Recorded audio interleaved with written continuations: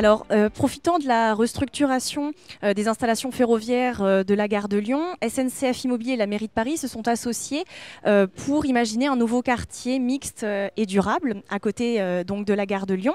Le projet a pour ambition de créer des jardins potagers, des aires de jeu, des espaces de repos, de façon à faire du jardin un nouvel espace de vie et de loisirs pour les Parisiens. Alors comment on fait naître de tels usages sur des emprises ferroviaires à côté d'une gare encore en activité?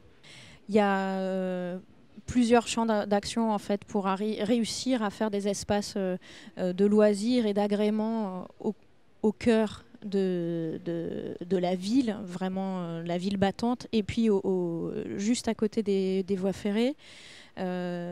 D'abord, c'est la qualité de la conception du projet. Ça, je laisserai Steven en parler. Comment on arrive à créer une qualité quasiment résidentielle à 200 mètres de la gare de Lyon.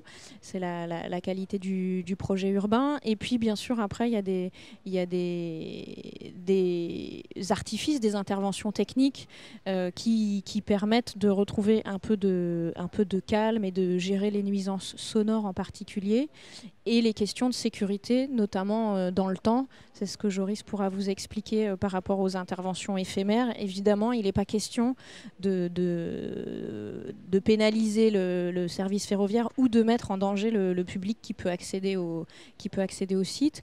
Après, nous, chez SNCF Immobilier, on est quand même assez convaincus que ces rives ferroviaires, sauf cas exceptionnel de très grand trafic, même au pied de la gare de Lyon, c'est des endroits où on a envie de regarder passer les trains, j'allais dire.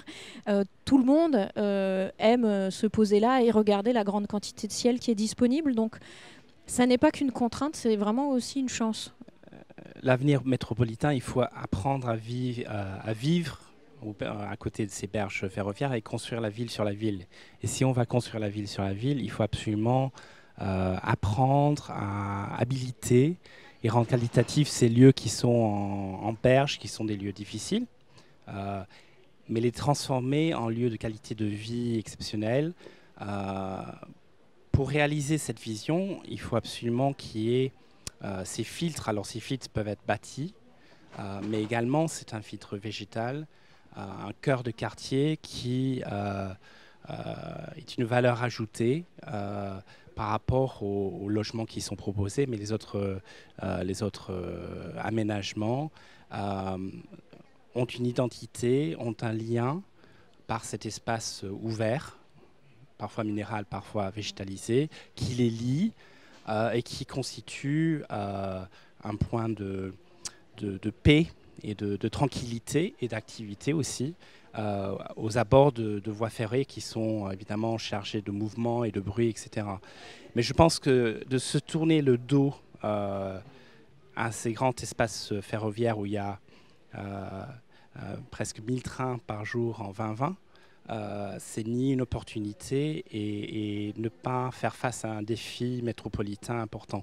Alors déjà, il faut donner le contexte, hein. En fait, ce que nous allons implanter sur le site du Charolais devrait commencer dès à présent, en fait, mais va perdurer même alors que le chantier aura déjà commencé, puisque l'opérateur que nous installons sur place a vocation à rester dans la halle tant que la halle ne sera pas l'objet du projet urbain.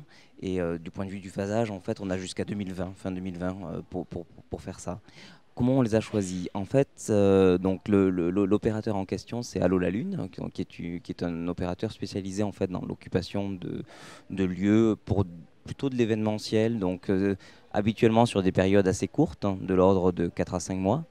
Nous avions noué un partenariat sur le site d'Ordonner, qui est un site dans le 18e arrondissement, où ils ont occupé pendant cet été et l'été dernier un ancien technicentre qui est désaffecté et qui doit faire l'objet d'un projet urbain et qui a été investi par cet opérateur pendant les 2 étés pour proposer un lieu à la fois récréatif, culturel, avec des espaces de concert.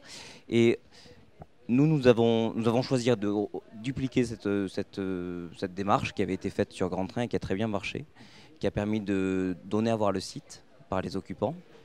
préalablement au projet, de développer sur le site des habitudes de loisirs, de récréation, de développer une certaine attractivité du site alors même que le projet n'est pas là.